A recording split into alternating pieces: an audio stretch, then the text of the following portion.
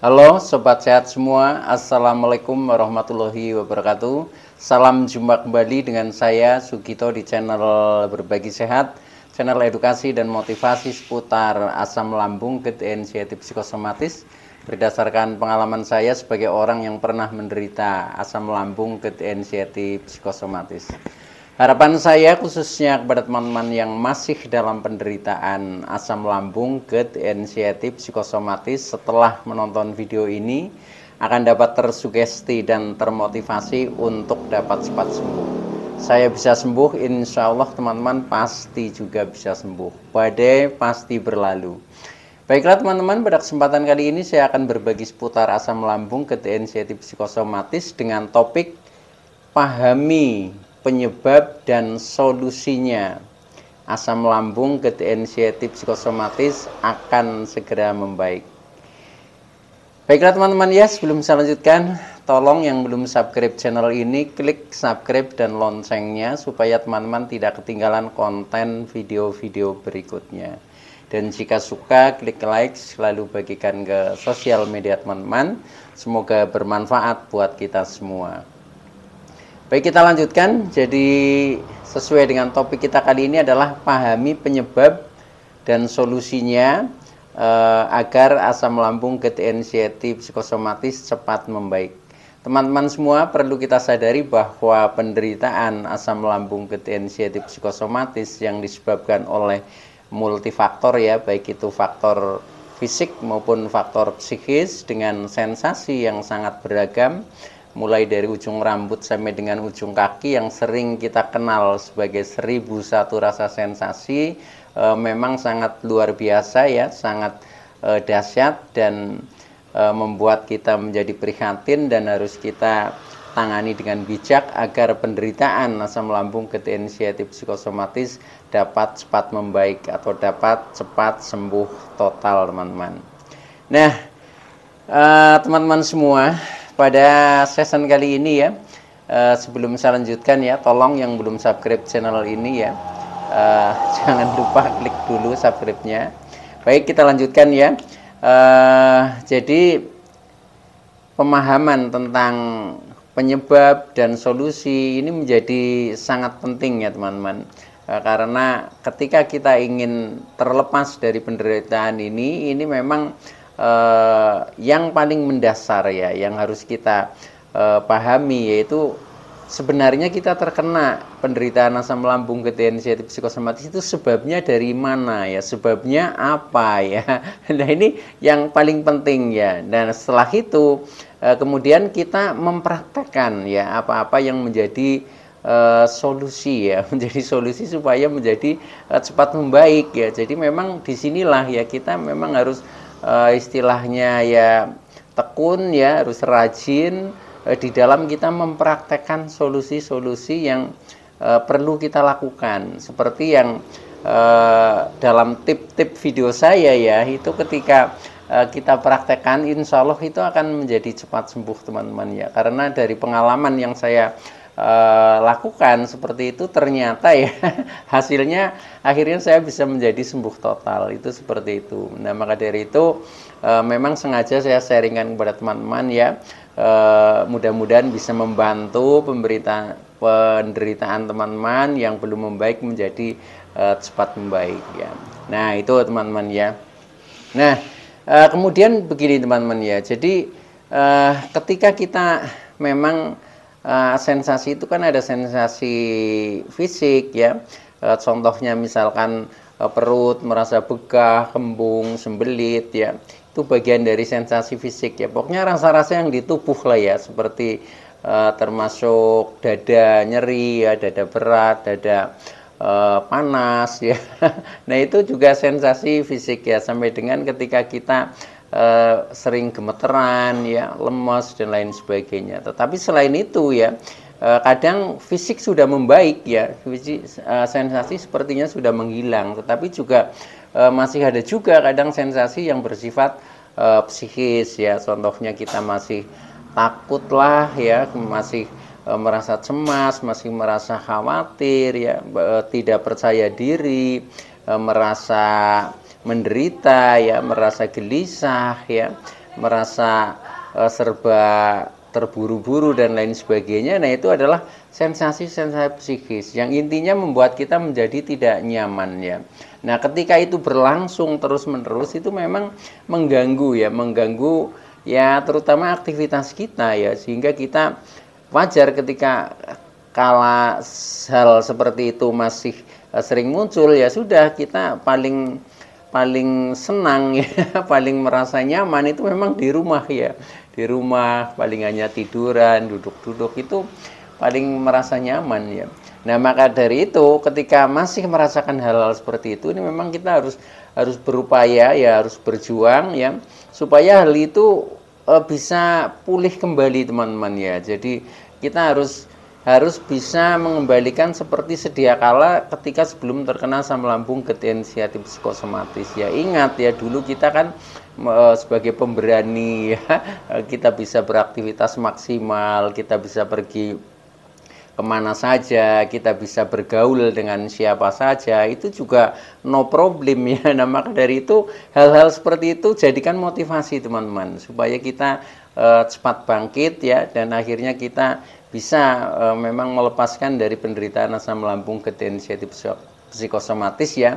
Nah, maka dari itu pada session kali ini ya, tolong videonya diikuti sampai dengan selesai supaya tidak gagal paham. Jadi intinya adalah ketika kita ingin sembuh total dari penderitaan asam lambung inisiatif psikosomatis, memang ada satu hal yang sangat urgen ya, sangat penting, yaitu kita memahami tentang penyebab yang menimpa di dalam diri kita yang akhirnya menimbulkan penderitaan ini. Nah, setelah itu kita bisa menemukan salah satu solusi ya. Nah, kemudian kita praktekkan. Nah, insya Allah ketika kita itu menemukan hal yang tepat ya, artinya penyebabnya juga tepat, memang penyebabnya itu ya, kemudian solusinya juga tepat, itu insya Allah akan cepat membaik teman-teman ya. Jadi tidak butuh waktu yang sampai bertahun-tahun agak lama, itu enggak ya. Ketika kita memang belum menemukan sebab dan solusi yang tepat, nah itu yang menjadi proses durasinya itu panjang. Atau kadang kita menemukan tetapi kita juga tidak mau merubah diri ya, tidak mau merubah perilaku. Nah, itu juga agak lama juga teman-teman ya, karena pada dasarnya proses penyembuhan ini adalah perubahan ya, perubahan di dalam perilaku diri kita ya. Maka dari itu ya, sadari saja kekurangan-kekurangan apa dalam diri kita. Nah, kemudian kita berusaha merubah, nah akhirnya kita menjadi mudah untuk sembuh teman-teman ya. Nah, dalam hal ini memang kita harus mawas diri ya, mawas diri sebelum kita menemukan istilahnya solusinya ya. Untuk bisa mengetahui sebab, memang kita harus bisa menilai diri kita sendiri secara objektif teman-teman ya. Jadi jangan ada yang disembunyikan ya. Nah, contohnya ya, mulai dari hal yang pertama ya, di dalam kita mawas diri ya, sudah berapa lama menderita asam lambung. Nah, itu coba diingat-ingat teman-teman ya. Ada yang mungkin sudah 3 bulan, ada yang mungkin 6 bulan, ada yang sudah 1 tahun, ada yang sudah 2 tahun ya, bahkan ada yang 5 tahun ya, bahkan ada yang sampai lebih ya. Nah, itu jadikan hal itu sebagai motivasi untuk segera mengakhiri penderitaan itu ya. Jadi ya, ingat-ingat sendiri ya, ini berbeda-beda ya antara orang satu dengan orang yang lain. Nah, itu jadikan dasar kita untuk harus cepat-cepat mengakhiri penderitaan ini ya. Karena apalagi yang ketika sudah penderitaannya lebih lama ya, itu juga tentunya kan sudah banyak pengalaman. Nah, dari pengalaman-pengalaman itu harus kita siasati bagaimana caranya supaya kita menjadi lebih cepat di dalam ikhtiar ya, mencapai ke kesembuhannya teman-teman. Nah, kemudian yang kedua ya, di dalam kita mawas diri setelah kita mengingat, wah saya penderitanya sudah lama ya, nah itu kan berarti harus cepat-cepat bangkit. Nah, kemudian yang kedua, apa penyebab terkena asam lambung ya. Nah, ini yang menemukan diri kita pribadi teman-teman ya. Jadi orang lain nggak tahu ya, orang lain nggak tahu. Maka dari itu yaitu diingat-ingat saja sebenarnya apa yang menyebabkan Contohnya saya menjadi terkena asam lambung ketensiatif psikosomatis. Nah, itu dicari ya, dicari dan bila perlu tulis ya penyebabnya sebanyak-banyaknya. Karena kadang penyebab itu tidak hanya satu hal ya, tetapi bisa juga dari banyak hal. Karena apa? Karena memang penderitaan ini kan penyebabnya multifaktor ya, baik itu faktor fisik maupun faktor psikis. Faktor fisik juga ada beberapa hal, faktor psikis juga ada beberapa hal. Nah, itu temukan saja, bila perlu tulis ya itu. Nah, penyebab-penyebab itu bermacam-macam teman-teman ya. Jadi contohnya ya, misalkan penyebab yang secara fisik, misalkan ya, secara fisik contohnya mungkin dari faktor makanan ya, tentang pola makan, mungkin makannya tidak teratur, atau mungkin makannya ceroboh ya, atau mungkin makannya pilihan menunya kurang tepat dan lain sebagainya. Ini itu juga termasuk faktor. Nah, kemudian dari segi pola hidupnya mungkin ya. Nah, pola hidupnya mungkin tidak teratur, terlalu mungkin banyak begadang ya, atau mungkin terlalu sering kecapean, atau mungkin sering kurang istirahat. Nah, ketika itu berlangsung terus-menerus juga ada bisa juga menyebabkan asam lambung ketensiatif psikosomatis. Nah, kemudian dari faktor ini apa? Faktor psikis ya. Faktor psikis ini lebih rumit lagi ya. Mungkin kita punya banyak beban pikiran ya.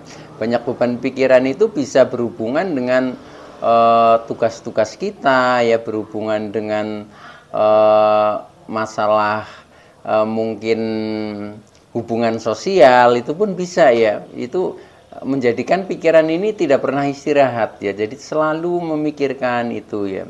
Nah, bisa juga dari faktor emosi ya. Emosi contohnya kita punya hubungan yang tidak baik ya, kita sering marah-marah, kemudian mungkin kita punya rasa dendam, atau mungkin kita merasa tersakiti. Nah, itu juga kadang menimbulkan emosi yang menjadi selalu tegang lah ya, selalu meningkat. Nah, itu pun sama ya, bisa menimbulkan penderitaan asam lambung ketensiatif psikosomatis. Nah, itu kira-kira apa? Silakan dicatat saja ya.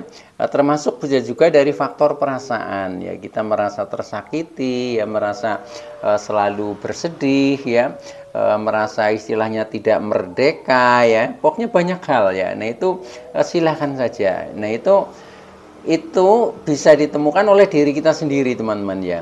Nah, setelah menemukan sebabnya itu ya, karena sebabnya bermacam-macam sekali ya teman-teman ya, dan setiap orang itu berbeda-beda ya, makanya ya harus kita temukan itu seperti itu. Nah, itu yang kedua ya. Jadi kemudian yang ketiga, di dalam kita istilahnya melihat diri kita sendiri atau mawas diri ya, penyebab apa yang sampai dengan sekarang itu belum teratasi ya. Jadi tadi kan mungkin penyebabnya banyak faktor ya, katakanlah ada 5 faktor ya. Nah, kemudian yang belum teratasi itu yang mana itu ya, atau tinggal berapa faktor misalkan seperti itu. Tulis lagi teman-teman ya, dan tulis sehingga nanti yang akan diselesaikan, dipecahkan yaitu. Nah, ketika nanti sudah bisa menyelesaikan faktor penyebab itu, insya Allah itu akan sembuh teman-teman ya.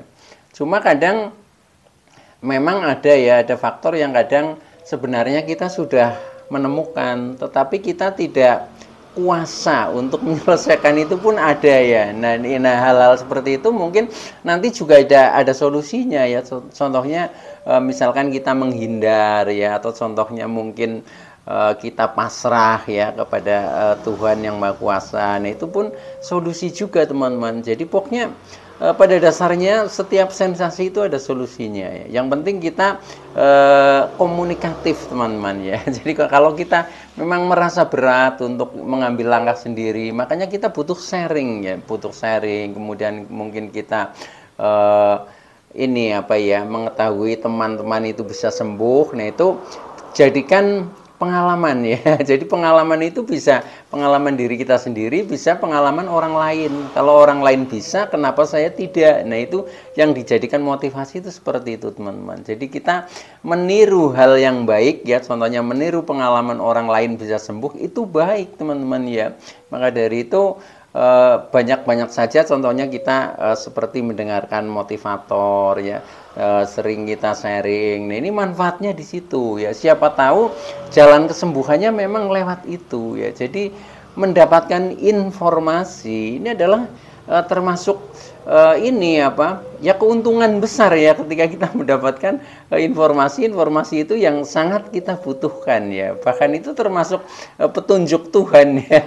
Akhirnya menemukan informasi yang memang sedang kita butuhkan. Itu saya dulu itu seperti itu di dalam mensikapi penderitaan ini, dan akhirnya ya alhamdulillah ya akhirnya menjadi membaik dan akhirnya sampai dengan sembuh seperti sekarang ini. Sehingga saya ingin berbagi kepada teman-teman, mudah-mudahan dari pengalaman yang saya lalui, nah ini juga menjadi berarti buat kita semua, itu seperti itu. Baik teman-teman ya. Nah kemudian setelah kita mengetahui sebab-sebab tadi ya, itu sudah dituliskan tadi teman-teman ya. Nah, itu yang sangat unik ya, ada juga yang sebabnya sangat unik juga itu ada ya itu.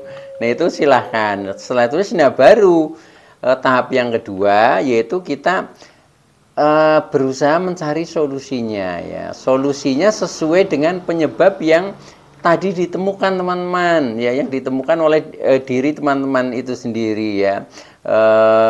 Terutama yang belum teratasi, kan dari berbagai sebab itu kadang ada yang sudah teratasi. Nah kalau sudah teratasi ya sudah, kita tinggalkan saja, nggak usah kita pikirkan. Kemudian yang belum teratasi, baik itu sebab secara fisik ataupun secara psikis, nah ini yang perlu kita tangani. Kalau itu sudah bisa menanganinya dengan baik ya, akhirnya kita nanti akan menjadi cepat sembuh teman-teman ya itu. Nah tinggal kita tinjau ya, tinjau ya. Tadi ketika teman-teman mencatat penyebabnya, mungkin dari faktor makanan itu ada apa enggak itu loh. Bisa jadi dari faktor makanan juga sudah terselesaikan mungkin, karena dengan indikasi ternyata secara fisik sudah membaik, misalkan seperti itu ya. Makan apa saja sudah bisa, sekarang juga sudah tidak mantang lagi misalkan. Nah, itu berarti untuk faktor makanan sudah goodbye lah.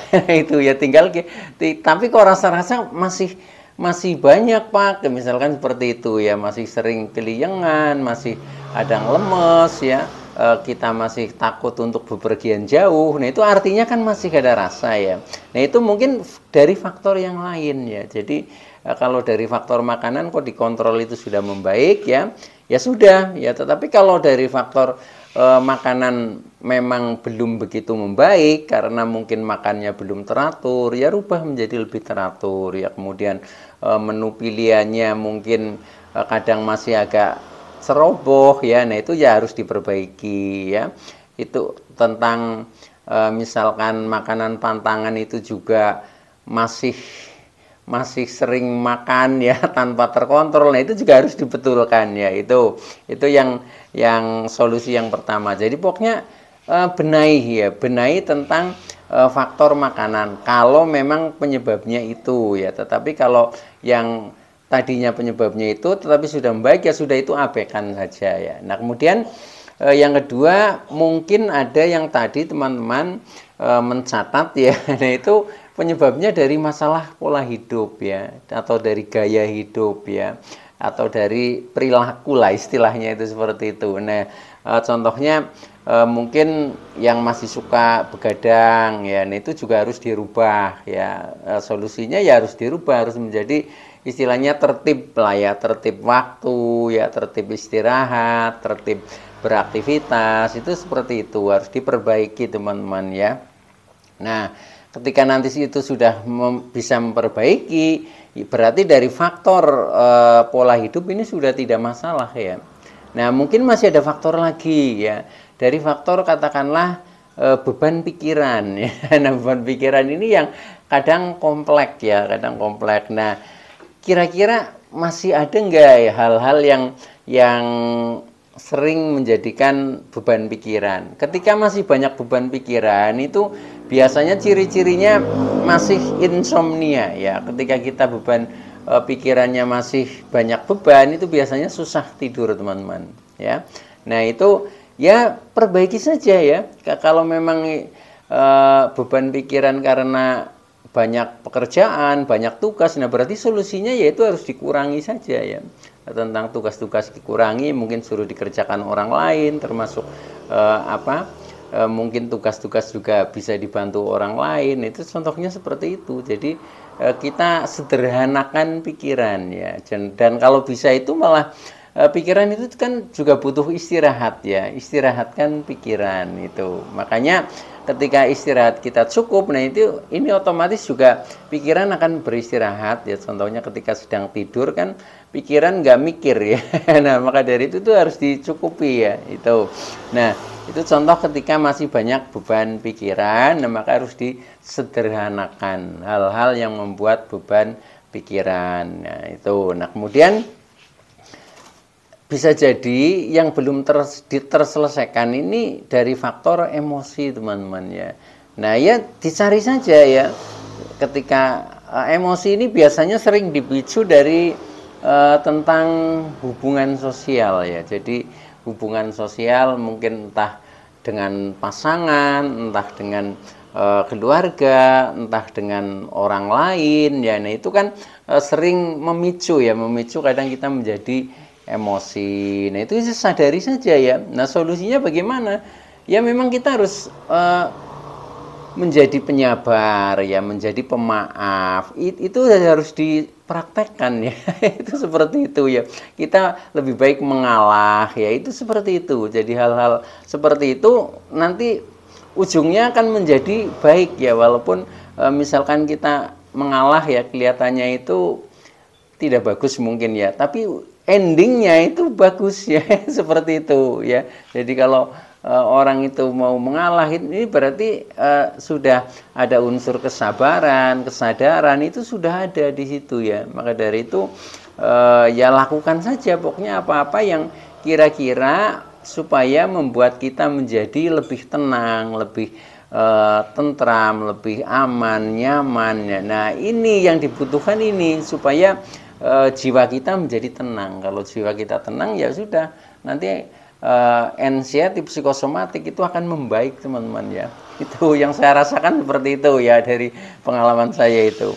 Nah itu, maka untuk emosi silahkan kendalikan lah ya. Itu bagaimana caranya. Nah mungkin seperti tip-tip yang sering saya sampaikan, seperti di video-video yang lalu itu juga ada ya, tentang manajemen emosi ya itu.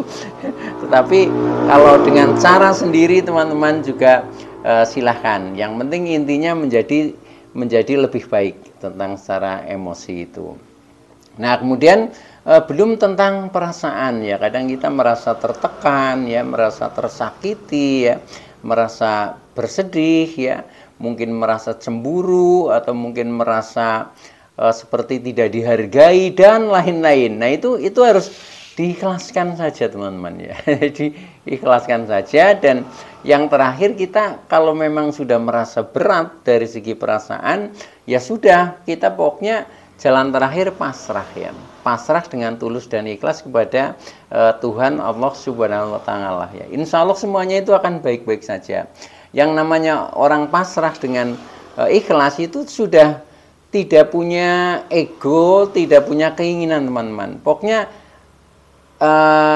anggap saja diri kita ini sudah tidak mampu ya. Maka dari itu kita pasrahkan kepada yang Maha Pencipta seperti itu. Nah, dan seperti itu maka nanti kita akan mendapatkan energi kasih sayangnya dari Tuhan. Nah akhirnya kita menjadi ada energi baru ya. Akhirnya kita menjadi ya intinya menjadi sembuh lah dari perasaan-perasaan anxiety psikosomatik yang tadi, rasa-rasa seperti merasa tersakiti, tertekan dan sebagainya itu akan menghilang ya, karena kita sudah istilahnya sudah kita pasrahkan kok seperti itu. Baik teman-teman ya, jadi intinya itu yang saya sampaikan, mudah-mudahan bisa membantu teman-teman yang masih dalam penderitaan asam lambung, anxiety psikosomatis. Nah, rajin-rajin saja praktek teman-teman ya. Jadi jangan hanya sekedar memahami, jadi pahami kemudian praktekkan, itu insya Allah semuanya akan membaik kok ya. Jadi pasti akan berlalu lah, badai pasti berlalu, itu seperti itu. Yang penting optimis saja ya, optimis saja, insya Allah pasti akan sembuh. Baik, itu dulu yang bisa saya sampaikan, kurang lebihnya mohon maaf ya. Terima kasih atas like, subscribe, serta komennya. Sekian, wassalamualaikum warahmatullahi wabarakatuh.